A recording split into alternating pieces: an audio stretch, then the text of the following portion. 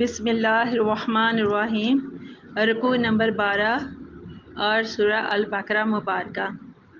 کل من کانا عدو لجبریل فإنہ نزلہ علی قلبک بإذن اللہ مصدقا لما بین یدیہ وہدی وبشری للمؤمنین۔ من کانا عدو للہ وملائکتہ ورسلہ وجبریل ومیکائیل فإن اللہ عدو للکافرین۔ وَلَقَدْ أَنزَلْنَا عَلَيْكَ آیَاتٍ بَیِّنَاتٍ وَمَا یَکْفُرُ بِہَا إِلَّا الْفَاسِقُونَ۔ أَوَکُلَّمَا عَاهَدُوا عَهْدًا نَبَذَهُ فَرِیقٌ مِّنْهُم بَلْ أَکْثَرُهُمْ لَا یُؤْمِنُونَ۔ وَلَمَّا جَاءَهُمْ رَسُولٌ مِّنْ عِندِ اللَّهِ مُصَدِّقٌ لِّمَا مَعَهُمْ نَبَذَ فَرِیقٌ مِّنَ الَّذِینَ أُوتُوا الْکِتَابَ کِتَابَ اللَّهِ وَرَاءَ ظُهُورِهِمْ كَأَنَّهُمْ لَا يَعْلَمُونَ۔ وَاتَّبَعُوا مَا تَتْلُو الشَّیَاطِینُ عَلَىٰ مُلْکِ سُلَیمَانَ وَمَا كَفَرَ سُلَیمَانُ وَلَٰکِنَّ الشَّیَاطِینَ كَفَرُوا يُعَلِّمُونَ النَّاسَ السِّحْرَ وَمَا أُنزِلَ عَلَى الْمَلَكَيْنِ بِبَابِلَ هَارُوتَ وَمَارُوتَ وَمَا يُعَلِّمَانِ مِنْ أَحَدٍ حَتَّىٰ يَقُولَا إِنَّمَا نَحْنُ فِتْنَةٌ فَلَا تَكْفُرْ فَيَتَعَلَّمُونَ مِنْهُمَا مَا يُفَرِّقُونَ بِهِ بَيْنَ الْمَرْءِ وَزَوْجِهِ وَمَا هُمْ بِضَارِّينَ بِهِ مِنْ أَحَدٍ إِلَّا بِإِذْنِ اللَّهِ وَيَتَعَلَّمُونَ مَا يَضُرُّهُمْ وَلَا يَنفَعُهُمْ وَلَقَدْ عَلِمُوا لَمَنِ اشْتَرَاهُ مَا لَهُ فِي الْآخِرَةِ مِنْ خَلَاقٍ وَلَبِئْسَ مَا شَرَوْا بِهِ أَنفُسَهُمْ لَوْ كَانُوا يَعْلَمُونَ وَلَوْ أَنَّهُمْ آمَنُوا وَاتَّقَوْا لَمَثُوبَةٌ مِّنْ عِندِ اللَّهِ خَيْرٌ لَوْ كَانُوا يَعْلَمُونَ۔ صدق اللہ العظیم۔ تمام واجب الاحترام آئیے دیکھتے ہیں رکوع نمبر 12 کا ترجمہ اور اس کی تفسیر، اللہ تعالیٰ نے اس میں کیا بیان فرمایا ہے۔ شروع کرتی ہوں اللہ تعالیٰ کے نام سے جو مہربان ہے اور ہمیشہ رحم فرمانے والا ہے۔ اللہ تعالیٰ فرماتے ہیں کل اے میرے محبوب صلی اللہ علیہ وسلم، آپ فرما دیجئے، آپ بتا دیجئے، فعل امر کا صیغہ ہے۔ اللہ تعالیٰ اپنے محبوب سے فرما رہا ہے کہ آپ یہودیوں کو، عیسائیوں کو، یعنی کہ اس وقت جو حضور کے سامنے جو مخاطب لوگ ہوتے تھے وہ کافر یہودی اور عیسائی ہی ہوتے تھے یا مشرک ہوتے تھے، تو اللہ تعالیٰ فرماتا ہے آپ ان کو فرمائیے من کانا عدو جبریل، کہ دشمن جو کوئی، یعنی کہ جبریل کا، تو اس کو من کانا عدو جبریل، جو کوئی دشمن ہے حضرت جبرائیل علیہ السلام کا، تو اللہ کہتے ہیں اس کو پتہ ہونا چاہیے کہ فَإِنَّهُ نَزَّلَ عَلَىٰ قَلْبِكَ بِإِذْنِ اللَّهِ، تو اس نے تو اللہ تعالیٰ کے حکم سے آپ کے دل کے اوپر یہ قرآن اتارا ہے، مصدقا لما بین یدیہ، جو ان کتابوں کی جو اس سے پہلے اتری ہیں اس کی تصدیق کرنے والا ہے، وہ ہدی اور ہدایت ہے، وہ بشریٰ اور خوشخبری ہے، للمؤمنین، ایمان والوں کے لیے۔ یہ جو کلام پاک قرآن ہے یہ اللہ تعالیٰ کی ایسی کتاب ہے جو سراپا ہدایت و خوشخبری ہے ایمان والوں کے لیے۔ اللہ کہتے ہیں من کانا عدو للہ و ملائکتہ و رسلہ و جبریل و میکائیل، تو اللہ فرماتا ہے جو کوئی دشمن ہو اللہ کا اور اس کے فرشتوں کا اور اس کے رسولوں کا اور جبریل کا اور میکائیل کا، تو فإن اللہ عدو للکافرین، تو اللہ بھی دشمن ہے ان کافروں کا۔ وَلَقَدْ أَنزَلْنَا عَلَيْكَ آیَاتٍ بَیِّنَاتٍ، اور اللہ کہتا ہے یقیناً ہم نے اتارے ہیں آپ کے اوپر روشن نشان، وَمَا یَکْفُرُ بِهَا إِلَّا الْفَاسِقُونَ، اور سوائے نافرمانوں کے ان کا کوئی بھی انکار نہیں کر سکتا۔ أَوَکُلَّمَا عَاهَدُوا عَهْدًا نَبَذَهُ فَرِیقٌ مِّنْهُمْ، اللہ کہتا ہے کہ جب کبھی انہوں نے وعدہ کیا، حمزہ زبر یہ حرف استفہام ہے، کیا کے معنوں میں، یعنی کہ سوالیہ انداز پیدا کرتا ہے۔ اللہ کہتا ہے کیا کہ جب کبھی انہوں نے وعدہ کیا تو توڑ پھینکا انہوں نے، ان میں سے ایک گروہ نے اس وعدے کو، بل اکثرہم لا یؤمنون، بلکہ ان کی اکثریت ایسی تھی، اللہ کہتا ہے جو ایمان لائی ہی نہیں تھی۔ ولما جاءہم، اور جب ان کے پاس آیا، رسول من عند اللہ، اللہ کی طرف سے رسول، تو مصدق لما معہم، اللہ کہتا ہے وہ جو میرا رسول ہے وہ بھی تصدیق کرنے والا تھا اس کتاب کی جو ان کے پاس ہے، تو اللہ کہتا ہے فریق من الذین اوتوا الکتاب، تو اللہ تعالیٰ کہتا ہے نابذا فریقن، نابذا، تو ان میں سے اللہ کہتا ہے ایک جماعت نے اس کو پھینک دیا، اوت الکتاب، حالانکہ وہ اہل کتاب تھے، تو اہل کتاب میں سے جو ایک جماعت تھی انہوں نے اس کو پھینک دیا۔ کتاب اللہ ہی، اور وہ کتاب کون سی تھی جس کو انہوں نے پھینکا؟ اللہ کی کتاب، وراء ظہورہم، اپنے پشتوں کے پیچھے سے، کأنہم لا یعلمون، جسے وہ کچھ جیسے یعنی کہ اس طرح سے جیسے وہ اس کو جانتے ہی نہیں ہیں، کچھ بھی وہ جانتے ہی نہیں ہیں۔ واتبعوا ما تتلو الشیاطین، اللہ کہتا ہے اور جو شیطان ان کے جو تتلو، جو پڑھا کرتے تھے، تتلو تلاوت کیا کرتے تھے، جو پڑھا کرتے تھے، تو وہ اس کی پیروی کرنے لگے، اعلیٰ ملک سلیمان، سلیمان علیہ السلام کے عہد حکومت میں، الا کا یہاں جو مطلب ہے، ویسے یہ جو حرف ہے الا اس کا مطلب پر یا اوپر ہوتا ہے، لیکن یہاں پر ہم نے میں اس کا جو مطلب ہے وہ استعمال کیا ہے، حالانکہ عربی میں فی کا مطلب میں ہوتا ہے۔ تو یہ لغت کے اعتبار سے تو یعنی کہ الا کا مطلب پر یا اوپر اور فی کا مطلب میں، لیکن اکثر یہ الا اور فی یہ دونوں اکثر ایک دوسرے کی جگہ کے اوپر استعمال ہوتے رہتے ہیں۔ تو اللہ تعالیٰ فرماتا ہے کہ سلیمان علیہ السلام کے عہد حکومت میں یہ جو شیطان پڑھا کرتے تھے یہ ان کی پیروی کرنے لگ گئے۔ وما کافر سلیمان، اور اب اللہ کہتے ہیں وما کافر سلیمان، تو حالانکہ سلیمان نے تو کوئی کفر نہیں کیا، ولکن الشیاطین کفروا، بلکہ شیطانوں نے ہی کفر کیا، یعلمون الناس، جو لوگوں کو سکھایا کرتے تھے کیا، سحر جادو، سحر جادو کو کہتے ہیں۔ وما انزل علی الملائکین، تو اللہ تعالیٰ نے دو فرشتے، اللہ کہتا ہے کہ وہ نیز وہ بھی جو اللہ تعالیٰ نے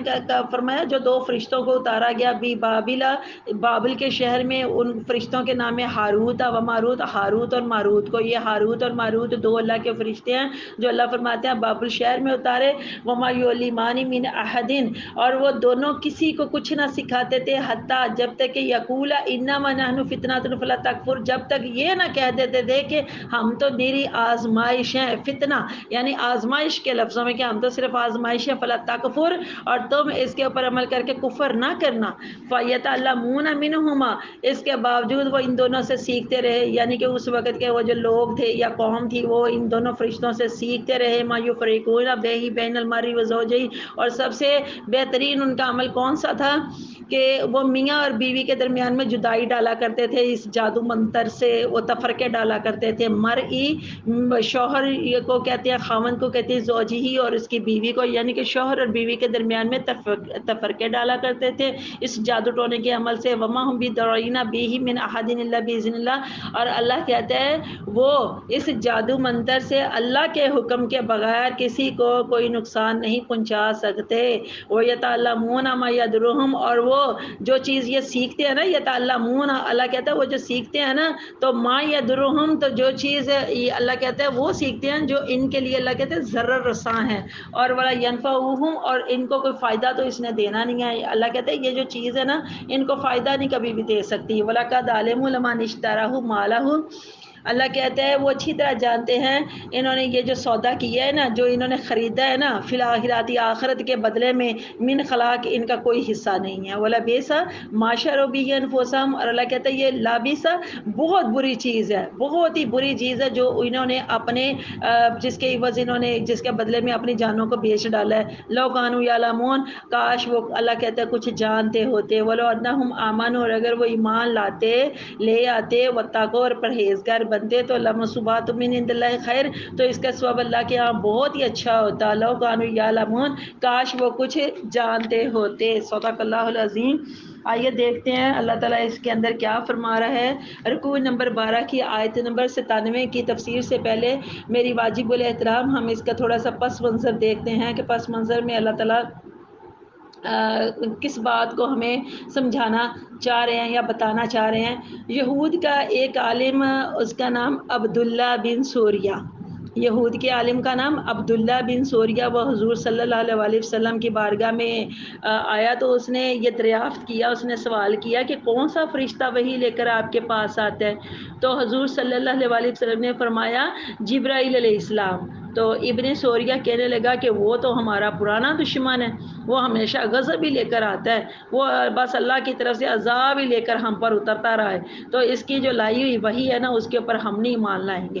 اس آیت میں اسی بات کا، یہودیوں کی یہ جو بات تھی نا، اسی بات کا اللہ تعالیٰ رد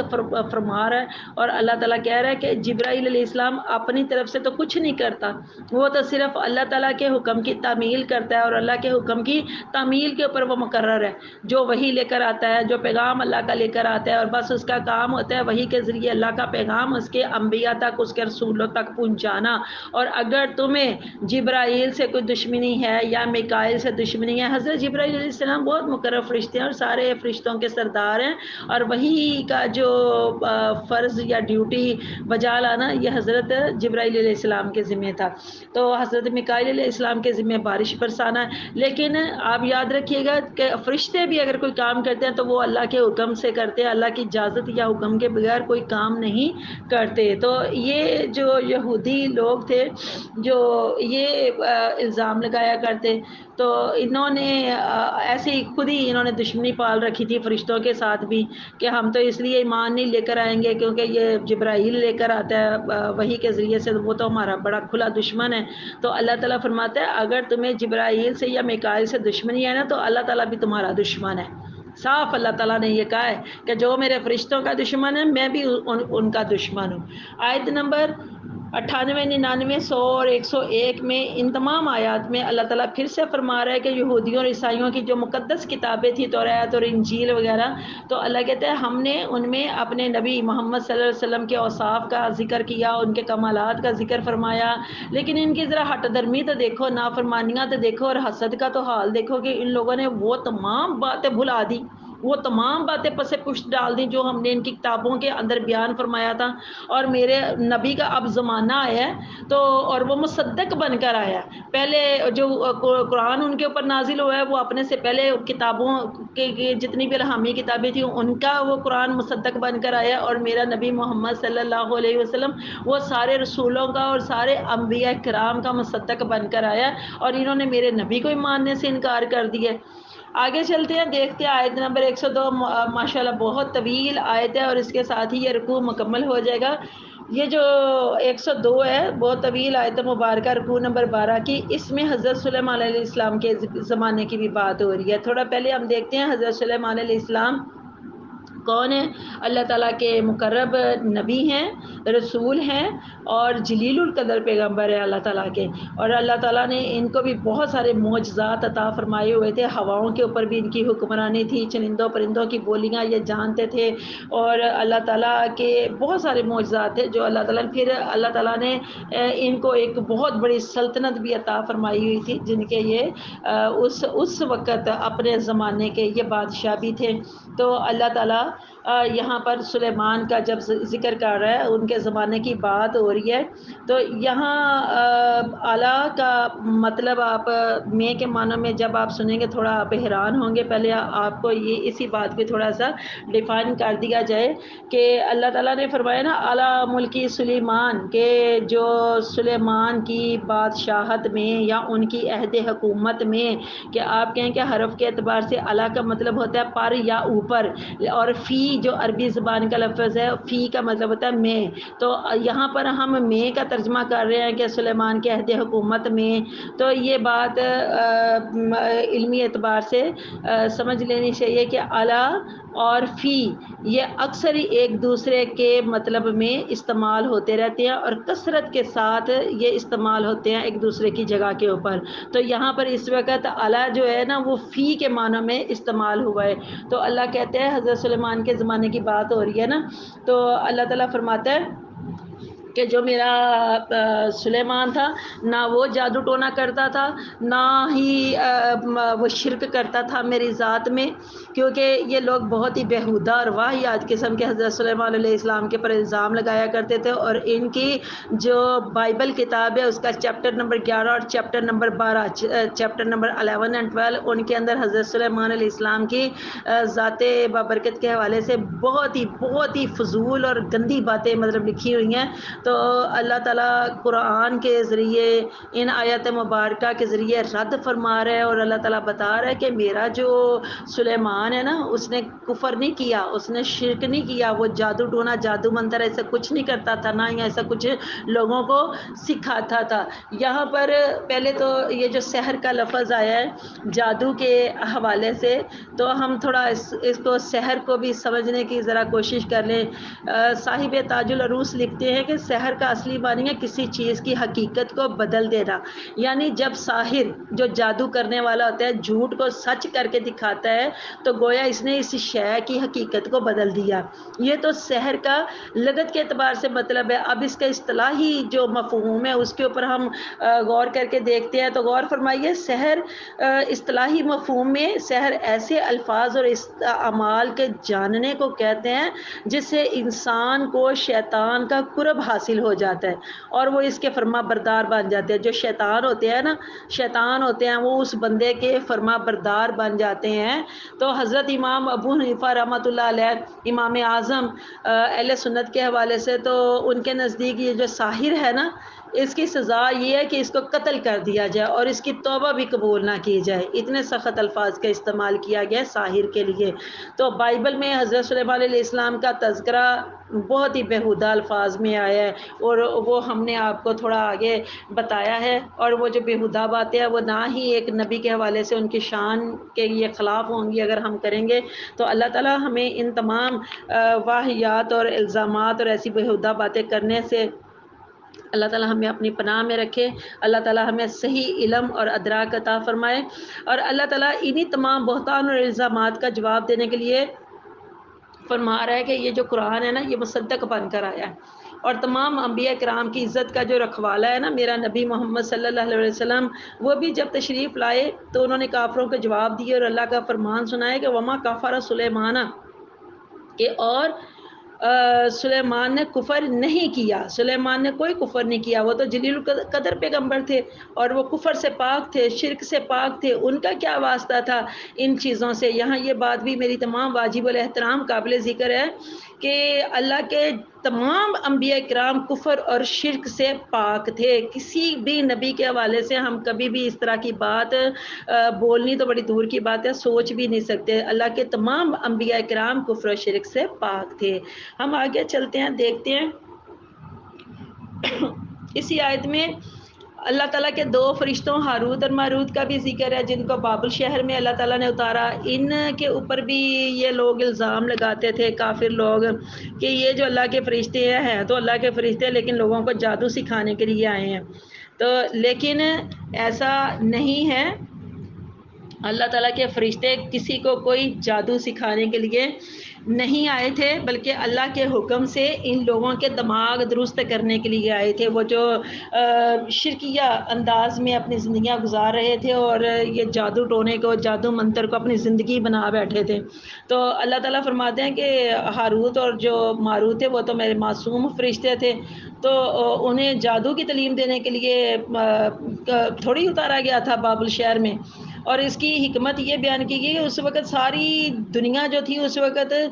اس میں جادو کا بہت بڑا راج تھا، اور طرح طرح کے جادو کے بل بوتے پر کرشمے دکھائے جاتے، اور جو سادہ لوگ ہوتے تھے، بالکل سادہ سے لوگ، وہ اس جادو ٹونے میں مطلب آ جاتے تھے، ان کے چکروں میں آ جاتے تھے۔ تو اب جو لوگ تھے ان کو جادو اور معجزے کا فرق ہی نہیں سمجھ میں آتا تھا، وہ جادو اور معجزے کو ایک جیسے ہی سمجھنا شروع کر دیا تھا۔ تو بلکہ جو جادو تھا اس کو زیادہ وہ مفید ترین سمجھنے لگ پڑے، اور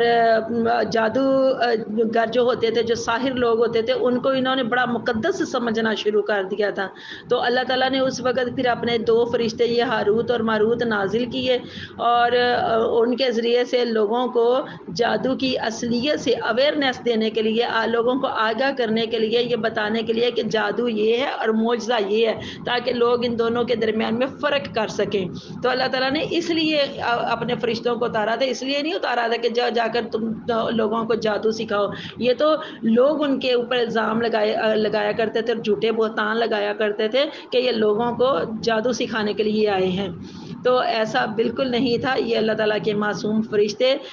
تو خود بھی یہ صاف طور پر بتا دیتے تھے کہ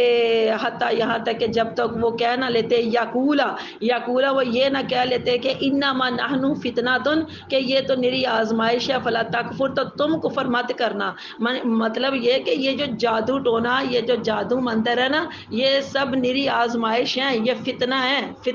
فتنے کے علاوہ اور کچھ نہیں ہے۔ تو تم ان باتوں کے اوپر عمل نہ کرنا، تاکہ عمل کر کے تم مطلب کفر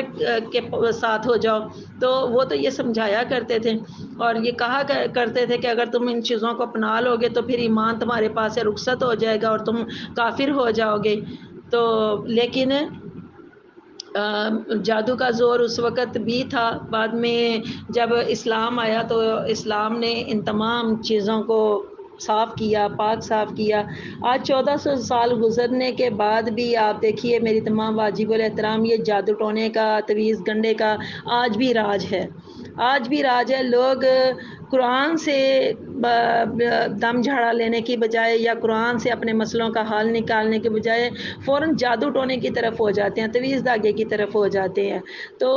اور یہ جو چیزیں ہوتی ہیں ان کے اوپر ان کا یقین بھی لوگوں کا بڑا پکا ہو جاتا ہے، اور اس میں صرف ہم یہ نہ کہیں کہ ان پڑھ لوگ اور سادے لوگ ہوتے ہیں، ان میں پڑھے لکھے لوگ بھی ہوتے ہیں جو بڑے اپنے آپ کو مطلب سمجھدار